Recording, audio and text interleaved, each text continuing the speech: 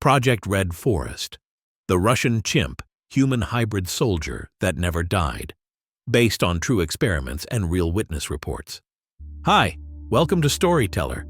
My name is Daniel Jacks. Please don't forget to like, subscribe, and hit the notification button. Chapter 1. The Request from Stalin. Sukhumi, Soviet Union, 1926. Deep within a state-run biological institute in Soviet Georgia, biologist Ilya Ivanov stood in front of a letter. It wasn't typed. It wasn't signed. But everyone in the room knew who it was from. Stalin wanted a new kind of soldier, not smarter, not braver, just stronger, cheaper, obedient. He wanted something that wouldn't question orders, didn't feel pain like a man, and could survive the frozen front. Something between man and beast. And Ivanov, he had a plan. For years, he'd been experimenting on horse breeding, mule hybrids, and even cross-species fertilization. Now, with government backing, he turned to something more radical. We will breed apes with humans, and we will create the perfect weapon. Chapter 2. The Failed Beginning. Ivanov began his work in Guinea, West Africa. There, he inseminated chimpanzees with human sperm, using what he called a sterile, safe procedure. Nothing happened. So he moved on to Plan B, inseminating human women with chimpanzee sperm. Disturbingly, this was greenlit by high-level Soviet officials. A few volunteers, all prisoners or political outcasts, were lined up. But before the first trial could begin, Ivanov's lead ape, a massive male orangutan, died unexpectedly. Some whispered it was murdered by the local staff. And then, the funding vanished. Ivanov was denounced as a bourgeois dreamer, exiled to Kazakhstan, and quietly erased from scientific circles. The experiment had failed. Or so the world thought. Chapter 3. The Black Site. Ural Mountains, 1942. In the midst of Wotwu, Soviet intelligence recovered Ivanov's files. According to recently declassified documents, a Unit 34L under the NKVD was tasked with resurrecting the project. This time it was no longer public. No more science journals, no more oversight. Hidden deep within a military facility in the Ural forests, scientists allegedly continued Ivanov's work under a new name, Project Red Forest. Witnesses described massive underground labs, reinforced cages, and the distant sound of something screaming like no ape or man should. One engineer who defected in the 1980s gave a single sentence before dying in a car crash. They didn't create a weapon, they created a prisoner. Chapter 4. The Witness. Chernobyl Exclusion Zone, 2001. In the restricted forests near Pripyat, a joint Russian-Ukrainian cleanup team reported strange signs. Animal corpses hung from trees in bizarre patterns. Footprints, barefoot but nearly 15 inches long, were found around an abandoned radio tower. And most disturbing of all, a soldier's body was recovered. Torn in half, his weapon untouched, his neck twisted full around. The official report blamed a rogue bear, but one survivor, a private named Dmitry Vasilenko, later gave an interview under an alias. He said they heard something move through the trees, fast, upright, and nearly 8 feet tall. It didn't growl. It spoke. Not clearly. Not Russian. Just words in a guttural tone. "Why? Leave me."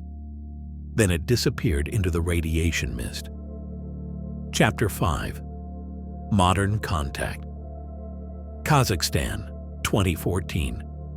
American satellite drones picked up heat signatures near an abandoned Soviet site in the Altai Mountains, somewhere no one had lived in decades. A recon team was sent in under a NATO training op. They expected to find wildlife or smugglers. Instead, they found a structure half swallowed by snow, with a rusted plaque out front.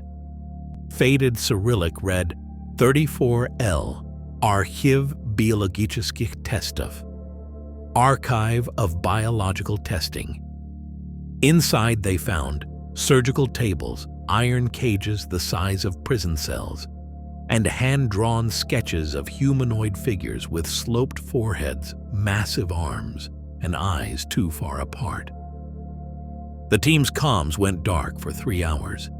When they re-emerged, they refused to speak. One was medevaced for psych evaluation, mumbling only, it was still breathing. After all this time, it was still alive. Chapter 6. The Survivor File.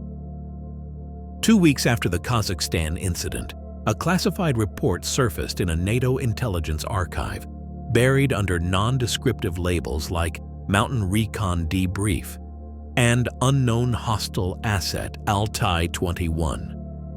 The report detailed a debriefing with Lieutenant Marcus Hale, one of the American soldiers who went into the Red Forest facility and made it out.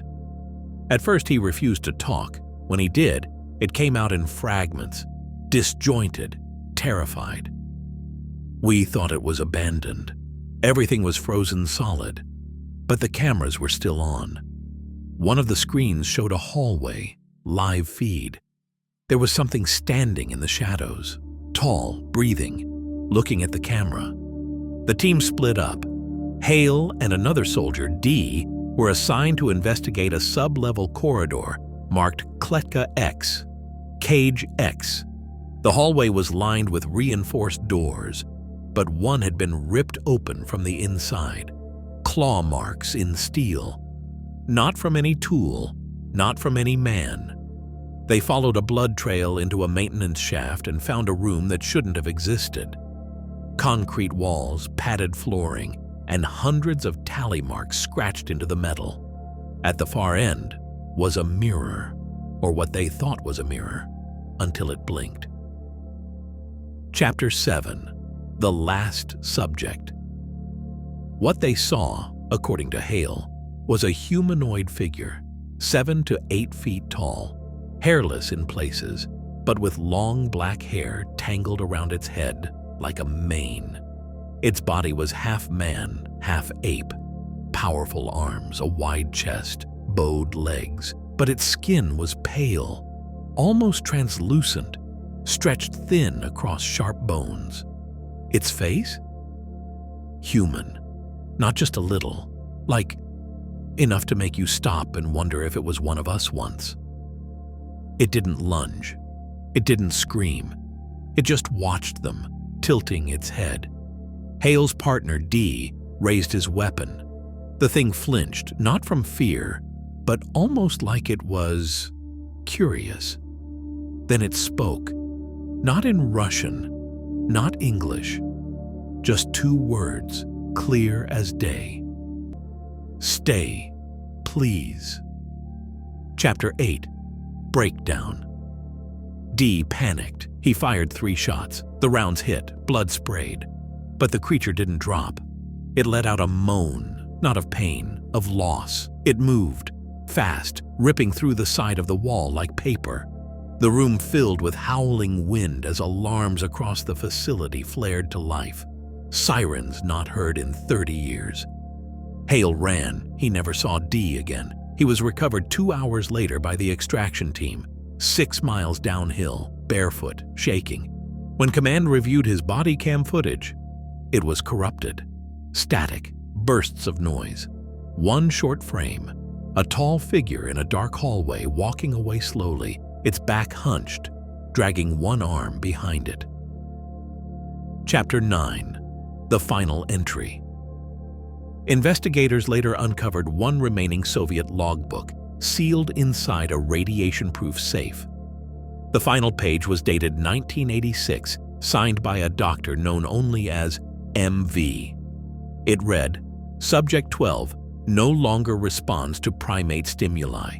Language tests exceeded expectations. Emotional range growing. Subject speaks to itself in mirror. Subject does not want freedom. It wants understanding. Orders received to terminate project. Refuse to comply.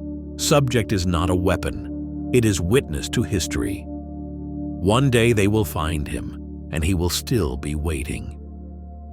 Chapter 10. What's out there? The mountain facility was allegedly sealed with thermite charges by Russian forces in 2015 after the NATO incident. But satellite images show the entrance has since reopened. Locals in the surrounding villages speak of a white giant seen walking the woods. Not aggressive, not animal, just watching. Sometimes during snowstorms, hunters say they hear a voice in the trees, soft and confused. Why? Leave me?